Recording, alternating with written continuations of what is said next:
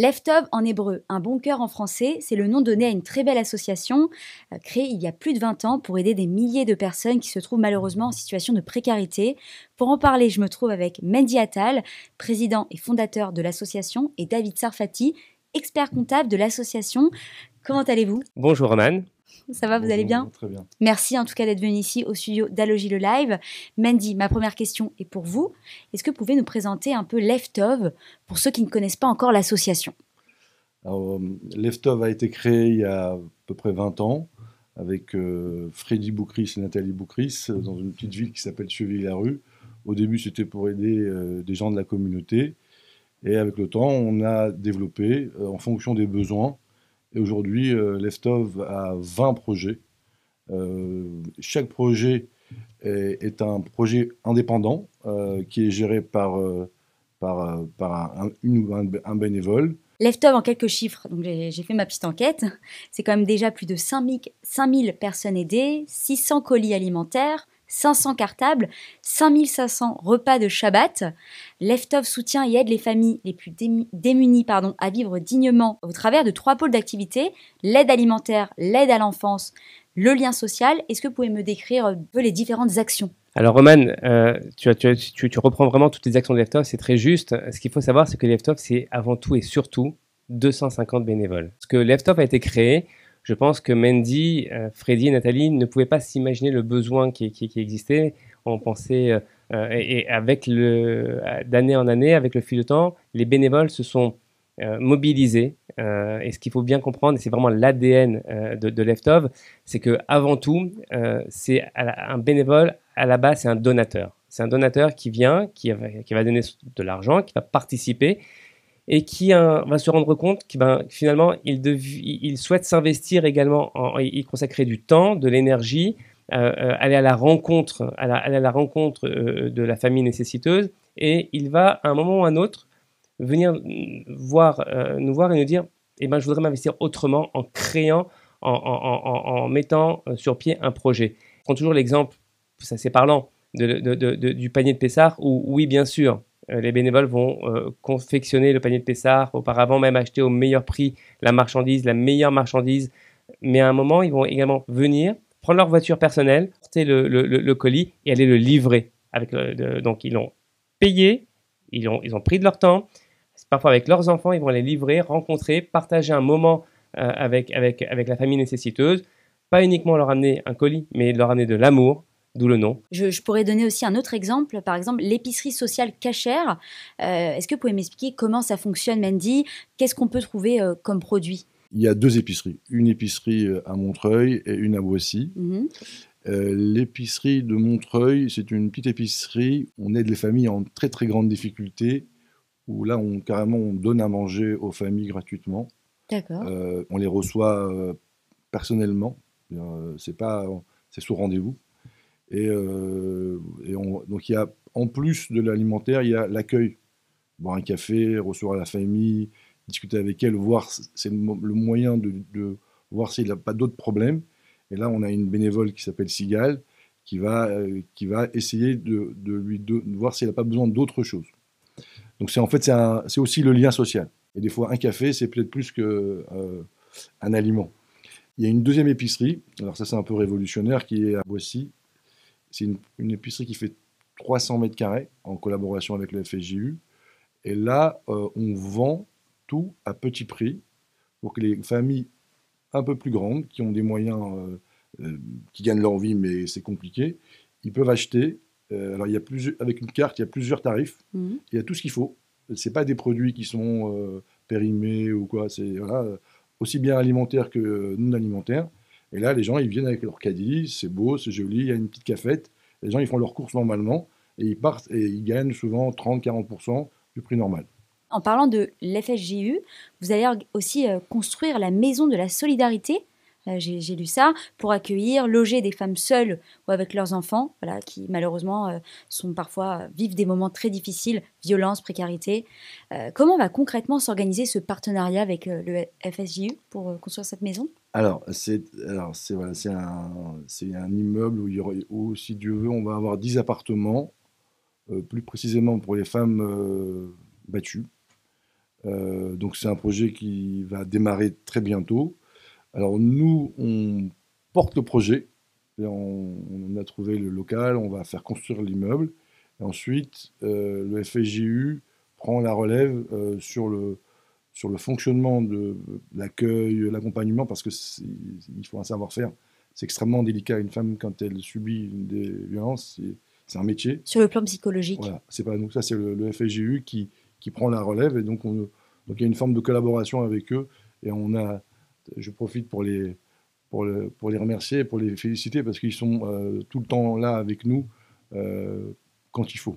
David, tout à l'heure, tu m'avais parlé de la journée au cirque pour les enfants. Est-ce que tu peux m'en parler un petit peu? Alors, on organise au moment de Hanouka une journée au cirque.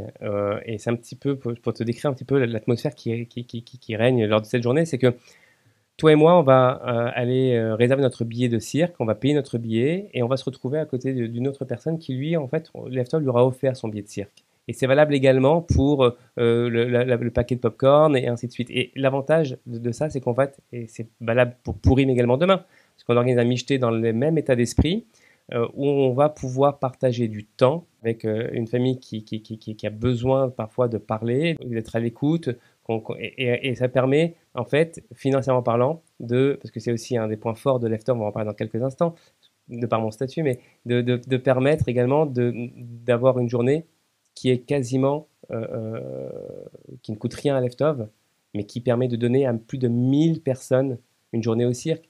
Au sein de l'EFTOV, l'ADN de l'EFTOV, c'est que chaque euro collecté soit redistribué. Et ça, c'est vraiment important. Ça signifie que les frais de structure au sein de l'EFTOV, et là, c'est ma casquette d'expert comptable qui me permet de l'affirmer, et nos comptes sont audités et surtout transparents et diffusés sur Internet, sur notre site Internet, ça permet vraiment de chaque euro collecté et redistribué. Ça, dans les 10 premières années de l'EFTOV, on redistribue à 100%. Aujourd'hui, on a quelques frais de structure très faibles, parce qu'il y en a un salarié, par exemple. On redistribue donc au final à 96% aujourd'hui. Donc sur chaque 100 euros collectés, on va redistribuer 96 euros. L'EFTOV est aussi en Israël. Je crois que Freddy et Nathalie Boukris, donc, qui sont aussi fondateurs de l'association, quelles sont les missions aussi sur place en Israël? Est-ce qu'elles sont les mêmes qu'en France, que vous venez de citer? Alors Israël, donc Nathalie et Freddy, que je salue, si vous voyez donc ils ont fait leur alia avec un petit groupe de bénévoles qui étaient ici. Et le social, c'est... alors, bon, quand on a goûté, ça devient... Une drogue. Voilà, je ne voulais pas le dire. Ça crée un plaisir qui est la meilleure thérapie qui existe. Ça fait du bien. Si vous voulez, il y a un réseau de proximité avec les familles. Et Freddy, des fois, il me raconte, il me dit, je suis parti avec mon scooter livrer une famille en urgence pour le Shabbat parce qu'il n'y avait pas de quoi manger, réellement. Voilà. Et si Dieu veut, cette année, pour la première fois, on va faire un gala en Israël, pour la première fois, parce que le gala assoit l'association. Je voulais vous demander, est-ce que vous avez un souvenir à nous partager ici au studio avec l'EFTOV, un de vos plus beaux souvenirs, David, Mendy? Des souvenirs, malheureusement, il y en a énormément. Ouais. Je dis toujours que quand on frappe à la porte d'une famille et qu'on ne sait pas qui va nous recevoir et qu'on y consacre du temps, c'est vraiment un moment fort pour nous, mais également pour nos enfants qui nous accompagnent. Je pense que ça fait partie de la transmission. On parlait de ça tout à l'heure avec Mendy, de pouvoir transmettre cette donnée fondamentale du judaïsme qui est la tzedaka, qui se traduit en justice, ni plus ni moins que de la justice. Et l'un de nos parrains, au démarrage de l'EFTOV, qui malgré, donc c'est le Rav Joseph Chaim Sitruk, qui même dans ses derniers moments, quand il était bien fatigué, prenait à cœur de venir nous rejoindre le jour du gala et il tenait à être présent auprès de l'EFTOV pour le gala, nous a donné une sacrée leçon de morale. Et il nous disait qu'on ne possède que ce que l'on donne. Alors j'ai deux souvenirs, un sur le fond, un sur la forme. Le fond, il n'y a pas très longtemps, il y a une personne qui m'appelle, un peu énervé, il me dit j'ai des voisins qui n'ont pas de quoi manger, qu'est-ce que vous faites pour eux? Ben, je lui dis, je lui donne l'adresse, donc il envoie la famille à l'épicerie de Boissy, et donc ça se passe comme ça, et au bout de 2-3 mois, je lui dis alors, comment la famille se comporte? Alors il me dit, je vais te dire quelque chose, Mendy. Tous les Shabbats, je priais dans la choule, où il y avait cette famille. Et après le repas, après la choule, il y avait une séouda. Et il me dit, il y avait le père, la mère et tous les enfants qui venaient à la séouda de Shabbat pour manger. C'était leur repas. C'est leur repas. Il me dit, depuis qu'ils vont à l'épicerie, je ne les vois plus. Magnifique. Ça, c'est une première anecdote. Et une deuxième, sur la forme. Hanouka, on fait des cadeaux. Donc, il y a tous les bénévoles qui sont en train de préparer les cadeaux. Et une chose qui m'a marqué jusqu'à aujourd'hui, je raconte toujours la même histoire, c'est qu'il y avait des beaux cadeaux adaptés avec les noms. Tout d'un coup, je vois une bénévole qui s'appelle Sarah, qui fait le papier cadeau. Vous savez, ils mettent le petit nœud doré là. Le petit ruban. Elle était concentrée dessus. Et là, je me suis dit, l'amour n'est pas forcément dans le cadeau, mais dans ce petit ruban. Donc, c'est sur la forme. Voilà. Et donc, les deux anecdotes c'est au quotidien, mais voilà.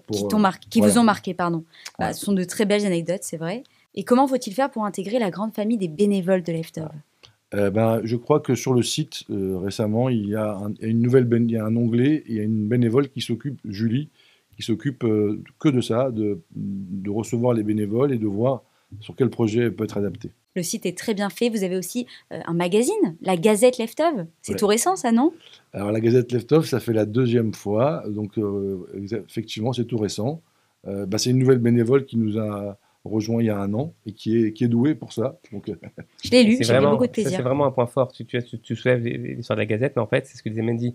C'est que chaque bénévole va amener sa contribution à Leftov et va faire grandir Leftov pour permettre finalement d'amplifier les actions de Leftov. On a démarré avec à peine quelques projets et aujourd'hui, combien de projets il y aura pour 2022? On ne peut même pas te répondre à cette question. Sur quelle plateforme peut-on faire un don, Mendy?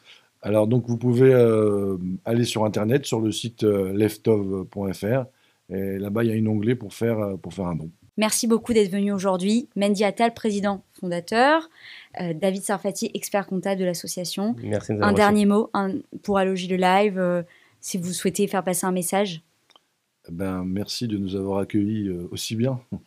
C'est gentil. David, tu connais l'émission. Je connais l'émission et merci à vous tous. C'était Leftov pour Allogie le live. À très bientôt.